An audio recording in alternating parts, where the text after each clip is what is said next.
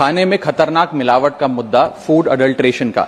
Sir, बाजार में purity का लेबल लगाकर, फर्जी लेबल लगाकर खुलेआम जहर बेचा जा रहा है।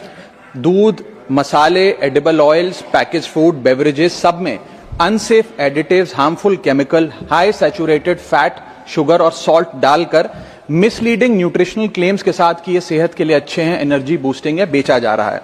सर, हालात ये हैं कि आप दूध खरीदिए तो उसमें यूरिया मिलता है, सब्जियां खरीदें उसमें ऑक्सीटोसिन है, पनीर के अंदर स्टार्च और कॉस्टिक सोडा है, आइसक्रीम में डिटर्जेंट पाउडर मिलता है, फ्रूट जूस में सिंथेटिक फ्लेवर और आर्टिफिशियल कलर, एडिबल ऑयल में मशीन ऑयल, गरम मसालों में ईंट का पाउडर और लकड़ी का चूरा, चाय में सिंथेटिक कलर, चिकन और पोल्ट्री आइटम में एनाबॉलिक स्टेरॉइड्स, शहद में शुगर सिरप और येलो डाई, यहां तक कि देसी घी में जो मिठाई बननी चाहिए वो भी वेजिटेबल ऑयल और वनस्पति से बनती है। सर, आप सोचिए कि जब एक मां अपने बच्चे को दूध का ग्लास देती है सोचकर कि इसमें कैल्शियम है, प्रोटीन है, मेरा बच्चा तंदुरुस्त बनेगा, उसे इस बात का अंदाजा भी नहीं है कि वे एक यूरिया और डिटर्जेंट का डेंजरस मिक्स अपने बच्चे को पिला रही है। सर, एक रिसर्च बताती है कि मिल्क के सैंपल्स में 71% सैंपल्स में यूरिया और 64% सैंपल्स में न्यूट्रलाइजर जैसे सोडियम बायोकार्बोनेट पाए गए।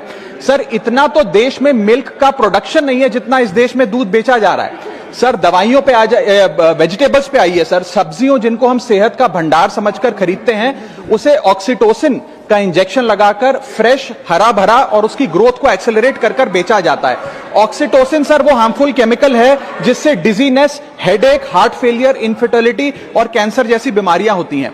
सर, वर्ष 2014-15 से लेकर 25-26 के बीच में जितने भी सैंपल्स की जांच हुई उसमें 25% सैंपल्स में मिलावट पाई गई, यानी कि हर 4 सैंपल्स में 1 में मिलावट पाई गई। न जाने कितने बीमार हुए, कितने अस्पताल में गए और कितनों की जानें चली गई। Sir, food adulteration is a raising health crisis और खास तौर पे ये बच्चे, बुजुर्ग और महिलाओं, प्रेग्नेंट महिलाओं के लिए खास तौर पे एक खतरे की घंटी है।